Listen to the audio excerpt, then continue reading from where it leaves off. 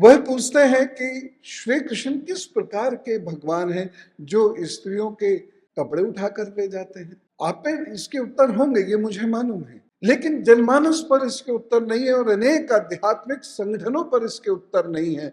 मनगढ़ंत कथाओं का दौर जो थोड़ा बहुत बचा भी है, ये गुजरने वाला। और मनगढ़ंत कहानियां जो थी या मनगढ़ंत कथाएं जो थी, वह उदाहरण हुआ करते थे, उद्धृत करते थे समझाने के लिए। आज वही कथा बन गई। तो जब वही कथा बन जाएगी तो आपके पास एक वो दृष्टि होनी चाहिए जो आध्यात्मिक रूप से भी, शैक्षणिक रूप से भी, इतिहास के रूप से भी दूसरों को समझाने के लिए आवश्यक हो। वह दृष्टि यदि नहीं है तो आप कैसे अपने धर्म को बचाएंगे?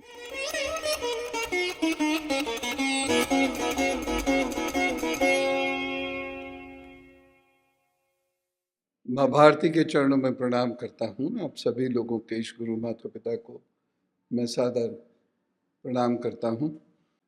हिंदू जन जागृति समिति से बहुत सारे लोगों की भांति मैं भी अनेक वर्षों से परिचित हूँ और जिस तरीके से वह कार्य कर रहे हैं, सबको साथ जोड़ने की जो उनका जो प्रयास है वो बहुत महत्वपूर्ण है।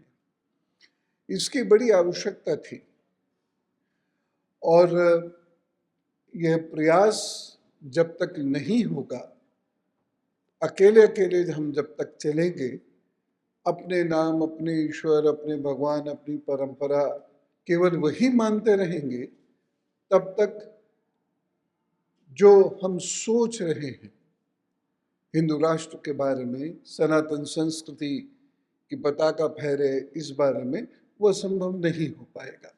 तो यह प्रयत्न प्रशंसनीय है और यह कार्य और तेजी से आगे बढ़े, ऐसी मेरी कामना है। मेरे को जो विषय मिला है बड़ा अच्छा विषय है, हिंदू संगठन की आध्यात्मिक दृष्टि, जिस पर आदरणीय पिंगले जी ने प्रकाश डाला। बहुत सारे लोगों के जो संगठन हैं, औपचारिक हों या अनौपचारिक हों, मैं बड़े खुलकर अपनी बात कर रहा हूं, किसी को बुरा लगे तो पहले ही क्षमा याचना कर लेता हूं।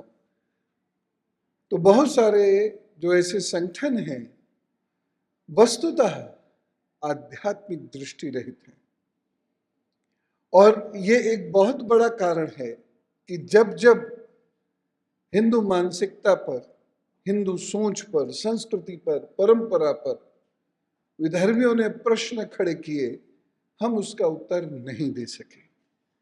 आज ऐसा समय आया है जब हम सांस्कृतिक और राजनीतिक और धार्मिक रूप से बली हैं, तो भी हम उन प्रश्नों का उत्तर नहीं दे रहे। प्रश्न के बदले एक प्रश्न खड़ा कर रहे हैं और कुछ इस प्रकार से बोलना शुरू कर देते हैं कि सामने वाला दब जाए। लेकिन हमारे प्रश्न जो हमसे पूछे जा रहे हैं वह अनुत्तरित हैं। मैं एक अभी घूमते टहलते कहीं से कोई रील आई 2-3 दिन पहले, उसको मैं देख रहा था, जिसमें नायक राम का एक व्यक्ति है जिसका कार्य ही यह है कि वह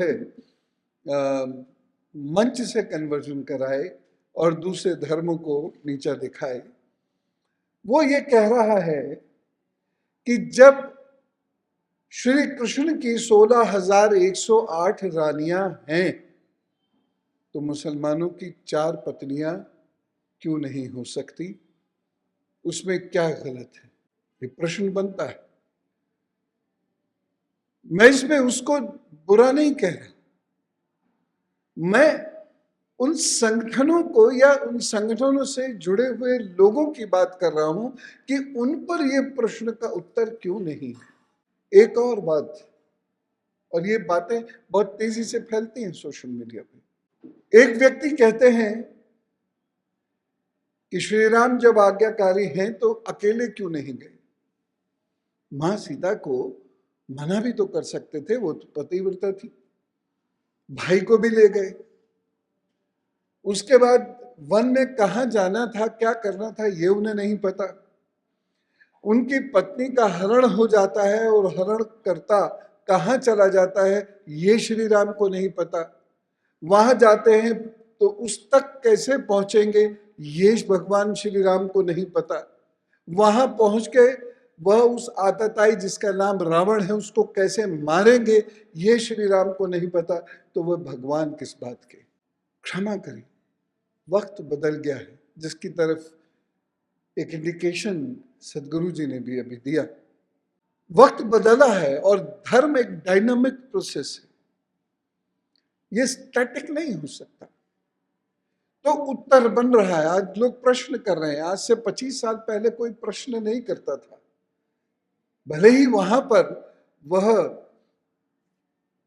क्या कहना चाहिए कि रेवोल्यूशन नहीं था, क्रांति भले ही नहीं थी, लेकिन कोई प्रश्न नहीं करता था, कोई प्रश्न नहीं उठाता था। लेकिन आज जहां एक और उस प्रकार से क्रांति भी चल रही है, लेकिन लोग प्रश्न भी लगा रहे हैं, इसका उत्तर क्या होगा। और ये कहना कि ये सब लीला है, ये तो स्वधर्मावलंबियों को ही आज बात नहीं बचेगी, विधर्मियों की बात ही छोड़ दीजिए। आप आज ये नहीं कह सकते ये लीला है, इसका ठोस उत्तर सब प्रमाण आपको ढूंढना पड़ेगा। और विशेष रूप से जब हम श्री राम जी को इतिहास पुरुष मानते हैं, वह काव्य पुरुष नहीं है, ये हम सब लोग मानते हैं, हम इस पर आम सहमति है।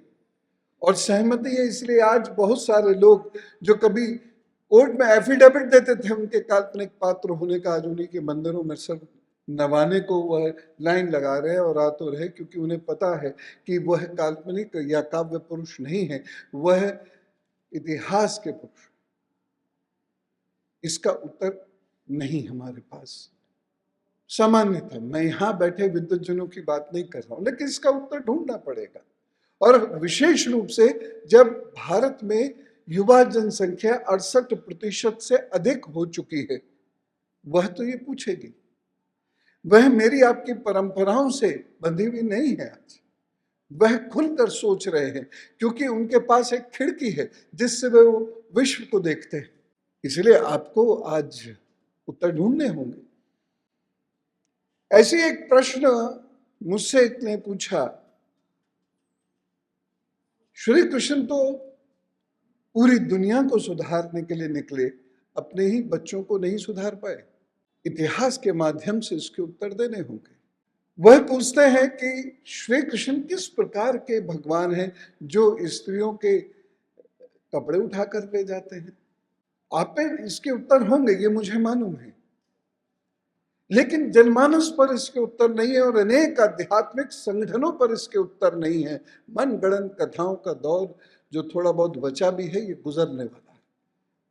और मनगढ़ंत कहानियां जो थी या मनगढ़ंत कथाएं जो थी, वह उदाहरण हुआ करते थे, उद्धृत करते थे समझाने के लिए। आज वही कथा बन गई। तो जब वही कथा बन जाएगी तो आप के पास एक वो दृष्टि होनी चाहिए जो आध्यात्मिक रूप से भी, शैक्षणिक रूप से भी, इतिहास के रूप से भी दूसरों को समझाने के लिए आवश्यक हो। वह दृष्टि यदि नहीं है तो आप कैसे अपने धर्म को बचाएंगे, कैसे करेंगे। हर जगह आप डंडा नहीं चला सकते। हम एक संवैधानिक व्यवस्था में रह रहे हैं। और जब हम कहते हैं कि भारत की जो पद्धति है, भारत का जो इतिहास है, यह विचार और विमर्श का इतिहास है। यदि ये विमर्श का इतिहास है तो इसमें हमारे पास वह तर्क सूत्र होने चाहिए, चाहे वो एक दिन पुराना इतिहास हो, चाहे वो 10,000 साल पुराना इतिहास हो, हमारे पास उसके सूत्र होने चाहिए। आज लोग नहीं मान रहे। कास्टिज्म के ऊपर आंखें अभी हमारी खोली रिंकू जी ने, लेकिन कास्टिज्म के ऊपर जब बाहर से कोई व्यक्ति आएगा, जब भीतर के बुद्धिजीवी बात करेंगे, हमेशा हिंदू धर्म को शोषणकारी धर्म बताएंगे। क्यों? एक कास्ट को कुचल के रख दिया इन्होंने। वर्ण व्यवस्था की बात हमारे भगवान करते हैं, तो हमारे संगठनों के पास उत्तर होना चाहिए कि वर्ण व्यवस्था और जाति व्यवस्था में क्या अंतर है। हमें पता होना चाहिए यास्क मुनि ने क्या कहा, पुरुष सूक्त क्या कहता है, इस बारे में ये हमें पता होना चाहिए। गुप्त साम्राज्य की जो सामाजिक व्यवस्था थी वह क्या थी, हर्षवर्धन जी के बारे में भी हमने सुना। और इन सब में जो ह्वेनसांग फाहियान ने जो लिखा है मौर्य काल के बारे में, यह हमें पता होना चाहिए। केवल सुंदर भजन ही नहीं गाने हैं, केवल सुंदर तरीके से वाद्य यंत्र ही नहीं बजाने हैं, बल्कि वह दृष्टि भी हमारे अंदर आनी आवश्यक है जिससे इन प्रश्नों के उत्तर हम सटीक रूप से सब प्रमाण दे सके। क्योंकि हम भारत के दर्शन की बात करते हैं तो वहाँ 7 प्रकार के प्रमाण दिए जाते हैं। तर्क संहिता में इसका उल्लेख है, वर्णन है। छांदोग्य उपनिषद में इसका वर्णन है, जिसमें परा महा और मंडूक उपनिषद में इसका वर्णन, जिसमें परा अपरा विद्या के बारे में बहुत गहराई से लिखा हुआ है। साथ ही साथ अर्थशास्त्र में इसका वर्णन है। जब ये वर्णन है तो निश्चित रूप से उन आध्यात्मिक संगठनों को स्वयं भी पढ़ना होगा और उनके जो अनुयायी हैं उनको पढ़ाना भी होगा। तब कहीं जाकर, मेरी बात अगर बुरी लगे तो क्षमा चाहता हूं, लेकिन हम स्वयं यदि अपने भगवान को इस प्रकार से प्रस्तुत करेंगे कि कभी वो चूड़ी बेचता है तो कभी वो कपड़े उठाकर ले जाता है, कभी वो राधा जी को छेड़ देता है, कभी वो वृंदा जी को साथ लेके भाग जाता है, तो राधा जी पीछे पीछे जाती हैं, ये यदि दृष्टांत है, ये यदि उदाहरण है, तो हमको ये कहना होगा कि एक उदाहरण के तौर पर मैं ये बात बता रहा हूँ और ये हमारी परंपरा है। यहाँ पर प्रातः स्मरणीय सदगुरु जी और दर्शन गिरी जी दोनों लोग बैठे हैं, वो जानते हैं, अन्य संतगण को भी मैं देख रहा हूँ, वो ये जानते हैं कि ये हमारी परंपरा है।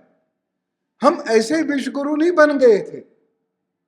हमने विश्वगुरु बनने के लिए जहां एक और विज्ञान की बात करी, हमने जहां एक और अन्वेषणों की बात करी, ऋषि कणाद कौन भूल सकता है, ऐसे बहुत हैं, बहुत हैं। मैं तो एक नाम देकर केवल संकेत मात्र दे रहा हूं। तो जहां वो अन्वेषणों की बात करनी है, जहां हम पहिया बनाने की बात, अग्नि प्रज्वलन करने की बात करते हैं, जहां हमने अभी साधना के सूत्र सीखे, क्योंकि उपनिषदीय परंपरा आपके अंदर से साधना को जागृत करती है, यानी मन को साधना, तन को साधना, यानी तीनों शरीरों को, स्थूल, कारक, इंद्रिय और सूक्ष्म, इन तीनों शरीरों को साधना। क्यों साधना? जीवन का लक्ष्य है। तो कृपा करके अब इस जीवन के ये लक्ष्य क्या है, ये भी तो हमें पता होना चाहिए। हमारे साथ जो जुड़े हुए लोग होते हैं उनको भी तो ये पता होना चाहिए कि जीवन का लक्ष्य क्या है। साधना करें, क्या होगा? मोक्ष मिल जाएगा। मोक्ष मिलेगा तो क्या होगा? स्वर्ग जाओगे। स्वर्ग में क्या होगा? वहां कुछ नहीं करना पड़ेगा। तो आप बताइए, यदि यही कॉन्सेप्ट हम लेके चल रहे हैं तो फिर हम में और विधर्मियों में अंतर क्या रह जाता है? क्या अंतर रह जाता है? यही तो बात वो कह रहे हैं जिसका हम मजाक उड़ा रहे हैं, लेकिन हमको ये नहीं पता कि हम भी कहीं ना कहीं वही बात कह रहे हैं। हमें क्या आवश्यकता अप्सराओं की? हमारे पास एक गंधर्व समाज है। गंधर्व समाज मनोरंजन के लिए था। स्वर्ग से उसको क्यों मैच कर रहे हैं? और अपने ही मरे बिना स्वर्ग नहीं दिखता किसी को, तो लोग कहां से स्वर्ग की ये कल्पना ढूंढ के लाए हैं ये पता नहीं। तो मोक्ष कैसे, ये पता नहीं। फला जगह शरीर जला देने से मोक्ष होता है। अगर मोक्ष शरीर का होता हो तो बताइए, क्योंकि अगर आप गहराई से जाएंगे तो पता चलेगा मोक्ष तो आत्मा का होता है, शरीर का तो कोई मोक्ष ही नहीं होता। तो ये सारे वो प्रश्न हैं जिनके उत्तर हमें इस वक्त खोजने होंगे, जिनके उत्तरों से हम अपने धर्म को बचाएंगे। और उन उत्तरों को खोज सके उसके लिए हमें एक मजबूत व्यक्तित्व चाहिए, और वो व्यक्तित्व हमको साधना से मिलेगा। बिना साधना के, बिना नाम जप के वो व्यक्तित्व तो हमारे अंदर उत्पन्न ही नहीं होगा। भजन साधना का, क्योंकि वहां आहद स्वर है, वह एक हिस्सा है साधना का। लेकिन जब तक आहद स्वर से अनाहद स्वर की यात्रा नहीं होती है, जब तक उच्च स्वर से मौन जप की यात्रा पूर्ण नहीं होती है, जहां हम स्वयं को पूरी तरह भूल जाते हैं और कुछ समय के लिए सही संसार में निर्लिप्त भाव से हम बैठ जाते हैं, जब तक ये नहीं होगा तब तक वह कुशल व्यक्तित्व स्थापित नहीं होगा, योगक्षेमम व्यायाम स्थापित नहीं होगा। और जब तक ये नहीं होगा, योग कर्मसु कौशलम श्री कृष्ण जो कहते हैं वह पूर्ण नहीं होगा। और जब तक यह पूर्ण नहीं होगा, उद्धरेत आत्मना आत्मानम भी पूरा नहीं होगा। और जब तक यह पूरा नहीं होगा तो हम केवल एक ऐसे जाल के भीतर रह के अपनी साधना कहते रहेंगे, कर नहीं पाएंगे। और इस धर्म के लिए, समाज के लिए वो जो ज्वलंत मुद्दे और प्रश्न हैं, जिसके लिए हम कहते हैं हम विश्व गुरु थे, हम भजन के लिए विश्व गुरु नहीं थे मान्यवर। हम विश्व गुरु थे उस दर्शन के लिए, उस विज्ञान के लिए, उस पंचकोशीय शिक्षण व्यवस्था के लिए, उस पंचकोशीय विद्यार्थी व्यवस्था के लिए, गुरुकुलम जिसका भी वर्णन किया गया। तो तब कहीं जाकर हम वह स्थापित कर पाएंगे जिसके लिए सारी दुनिया हमें देखती रही, प्रणाम करती रही, विश्व गुरु मानती रही। आज मैंने केवल प्रश्न उछाले, क्योंकि समय की मर्यादा का पालन अवश्य करना चाहिए, तो मैंने केवल प्रश्न उछाले, उत्तर भी हैं। और मेरे समेत मान्य सदगुरु जी के पास भी उनके उत्तर हैं, पूजनीय गृह जी के पास भी उनके उत्तर हैं, बहुत लोगों में, आप लोगों में उत्तर है। उत्तर इको करते हैं मानुष्य जी की आवाज में, उत्तर इको कर रहे हैं, वो इकोज ऑफ एंटिक्विटीज गलत नहीं है, उत्तर हैं। तो आइए इन उत्तरों को दुनिया तक लेकर चलते हैं, जिससे हम विश्व गुरु थे ये एक कहावत मात्र होके ना रह जाए, बल्कि पूरा पूरा विश्व ये मानने को मजबूर हो जाए कि हम विश्व गुरु थे और फिर बनेंगे। मैं आप सभी लोगों को पुनः शुभकामनाएं देता हूं और इस सुसज्जित सारगर्भित मंच से मैं प्रणाम करता हूं। समय समय पर बातचीत होती रहेगी, उत्तर भी तलाशते रहेंगे, उत्तर लोगों को बताते भी रहेंगे, जैसे जैसे हमारे अग्रज सदगुरु जी का आदेश रहेगा, श्री पिंगले जी का, वैसे वैसे हम इस धारा में आगे बहते रहेंगे, बढ़ते रहेंगे और स्थापित होते रहेंगे। भारत माता की जय।